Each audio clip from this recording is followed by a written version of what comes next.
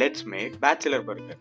அதுக்கு first chicken எடுத்து பேட்டிக்கு தேவையான மாதிரி மசாலாலாம் போட்டு அதை நல்லா மிக்ஸ் பண்ணி ஒரு 30 நிமிஷம் மேரினேட் பண்ணி வச்சிடணும்.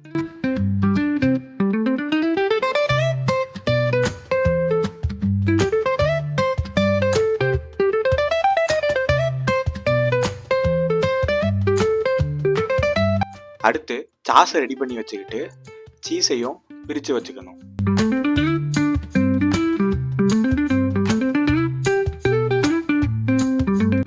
அடுத்து முட்டையை உடச்சி ஊற்றி அழகா ஆம்லேட் மாதிரி போட்டு எடுத்துக்கணும். ஆம்லேட் போட்டதுக்கப்புறம் மேரினேட் பண்ணி வச்ச சிக்கனை எடுத்து அதே மாதிரியே ரவுண்டாக தோசைக்கல்லில் போட்டு அழகா டோஸ்ட் பண்ணிட்டு மேலே சீஸை வச்சு அப்படியே எடுத்து பண்ணை கட் பண்ணி அதில் சாஸை தடவிட்டு முட்டையும் சிக்கனையும் வச்சு அப்படியே அழகாக க்ளோஸ் பண்ணோன்னா சிம்பிளான பேச்சுலர் பர்கர் ரெடி.